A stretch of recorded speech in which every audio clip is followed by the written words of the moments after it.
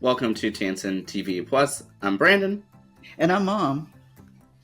Yeah, we always love doing this, and this one is a movie discussion. But Mom, are you able to let us know what movie are we speaking about here today? Yep, Harold and the Purple Crayon. Yes, I'm quite excited to, as I said, to speak about this. I know you suggested it, but I know we were both very excited to watch this movie. Yeah, we were. And I'll give the audience just a background of why I was excited. Because, as a young person, that was a book that I read to you and your brother. And so when I saw the movie was coming out, I said, well, I've got to see this. I've read the book multiple times. Of course, it's been years since I've read it, but, I read it to both you and your brother for many years.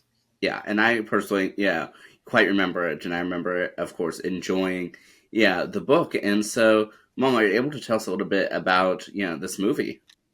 Yep, I'll tell you a little bit about it. Basically, it's about a young man. Well, I should say, when it first started, it was a young man named Harold, and he had a purple crayon that he was given. And with this particular purple crayon, he could draw anything that he'd like. But when he drew things, it came to life. And so this is actually a vision of someone. And so, as whatever Harold needed, he just kind of drew this crayon and drew with the crayon. Well, in this movie, Harold questions who actually is with him when he's kind of drawing things, meaning like who is the story behind him.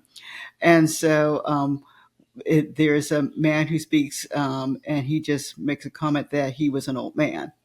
And so Harold decides that, and the man said he lived in the real world. And so Harold decides that he wants to visit this real world so he can meet whoever this other person is that's kind of narrating. And so he wakes up one morning. Of course, at this point in time, Harold's kind of like a grown man, but he wakes up one morning. He has two friends, Porcupine and Moose, and he draws a door and he kind of leaps forward out into the real world. And so this movie is really about his adventures as he tries to find the person who's kind of behind him, or meaning who he thinks his quote unquote father is, and the adventures that he has along with his two friends, and what he does when he finds out who his father is. And so that is the movie in essence. Did I leave anything out, Brandon? No, that's the gist of it. Okay, great, great. Yeah, and Mom, let me start off by asking, of course, did you enjoy watching this movie?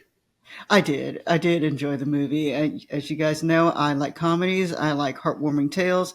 And this is one I thought it was a heartwarming movie. I thought it kept my interest. I didn't fall asleep. That's how I judge a movie at this point. And so it kept my interest the whole time period. And so I really liked it.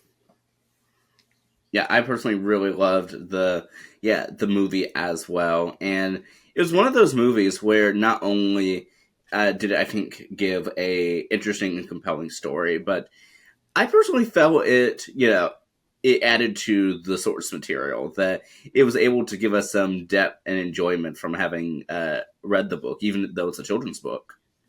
Yeah, I thought it did too. And actually it made me want to kind of do a little research on, Crockett Johnson to see what he was all about. In fact, I kind of looked him up while I was watching the movie. And so yes, I thought the movie was done really well, and I thought they did a great job of actually doing due diligence to the book, although, all fiction. But I thought that they did a good job of doing due diligence to the book.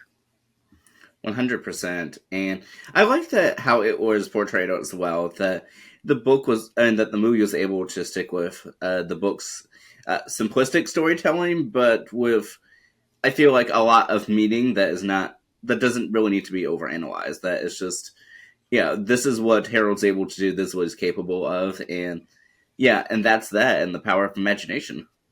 Yeah, I thought it was really great. And I like that on the real world side of things that they were able to kind of, let him connect with a younger child because Harold in his mind he was kind of a child anyway, but they let him connect with the child and then of course the child's mother.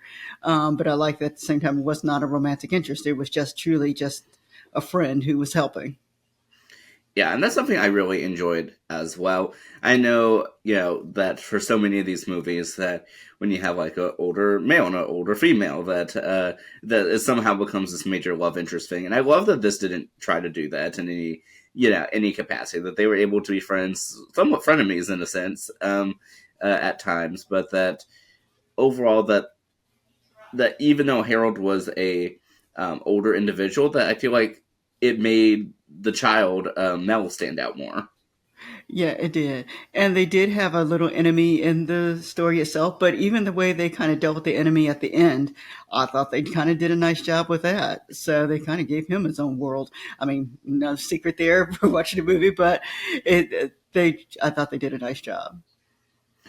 Yeah, and to add on to that too, I like that they didn't really try to per se villainize the villain in the sense of that he's a dastardly no gooder. That he's more of a misunderstood person that sort of doesn't understand why things are the way things are, um, and that he's able to be with his own imagination just as long as it doesn't intrude with anyone else. Yeah, yeah. And they addressed all of that, in this ending that they gave him. So I do like the way they dealt with him. Yeah, and what were your thoughts about how they handled Moose and Porcupine in the real world? I thought they did a nice job. I mean, because Harold did need someone to speak to. I know he had the young child, but he needed someone to be able to go back with and kind of bond with. And so they did give him the character of Moose, who he was able to have conversations with, and they could talk things through. And as they did their weird kind of things, they were together and doing it. And Porcupine, I really like Porcupine because she actually was just someone who, although she was there the whole time, she really didn't show up to be with them until like halfway through the movie. And so she had a little storyline going as she was a big help for them at the end. So I thought they did a nice job. Yeah, I do as well, and I like how they portrayed the narrator as well as a part of the story. Yeah, they did. I thought they were going to move away or have the villain to kind of make up a narrator for him, but I like that they used the author. And so, you and I both, we had to look up the author and see if the author was still alive. He's not. So I was interested to see how they were going to deal with that. And so they just did a nice job. Yeah, and again, like I said, I really like how it also sort of emphasized the power of reading as well in a little bit, and that the offer was someone to be cherished and to learn more about. And I mean, like you were saying earlier, like we went to try to research the offer, and we want to learn more about even having after having watched the movie. Yeah, and I'm so sorry that the movie didn't do as great in the ratings, but I think for someone who has a young family who's trying to watch, a nice movie with their kids, this is a good one that they can watch. Yeah, and what I like too is that even for both us being adults, is that we it held our interest the whole movie. Like there wasn't any moment where it's just like, oh, okay, this wasn't interesting. Like I mean, I was fully attentive the whole viewing process. Yep, and same here, Brandon. Like it tell, as I told the audience, I didn't fall asleep on it. So if I don't fall asleep, the movie must be good enough for me to watch. And to speak a little bit too about some of the other storytelling is that I like that the movie was also even for the parts that's in the real world, um, that it's able to tell its own story. And like I said, stay true to what we know for Harold because I was curious as to how they were going to address it since like I said, the book was made for a younger audience and it was a picture book. So I was curious as to how they're going to do it, but I think they addressed it just so well. Yeah, they did. Very simplistic with the beginning part of it, and then even at the very end, very simplistic.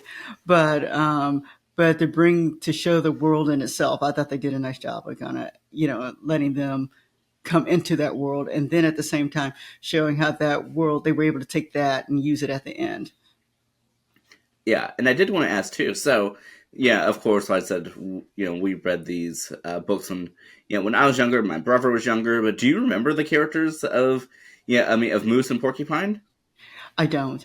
And so I didn't have enough time to go and find that. I do still have the book, and it's somewhere here in the house, but I didn't have enough time to go and pull it up to go find the book to see the characters of Moose and Porcupine. I don't remember them, but I know there were several Harold books written, and so maybe if they weren't in the Harold and the Magic Crayon and the Purple Crayon, maybe it was in one of the other one of the other books, or they could have been there, and I just didn't realize it at the time.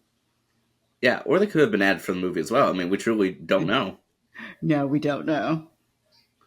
But yeah, and I did want to mention too that I like how they were able to add sort of real world things into the storytelling of this, especially like always. Yes, yeah, they must have had a good sponsor with Ollie's. But yes, they they did. They did a really nice job of kind of emphasizing Ollie's the story in the movie itself. Yeah, and I'm surprised that you know yeah, since always the store oftentimes has their mascot. I'm surprised that they didn't look at the characters didn't look at the mascot and trying to find the narrator. Yeah, we both talked about that, and we thought that they were fine because normally there's a picture of or a statue or something of him at the front of the store, and so I was surprised they didn't mention that at all. But, but yes, but I did like the way the that Harold and Moose were in the store. They kind of did some creative things there.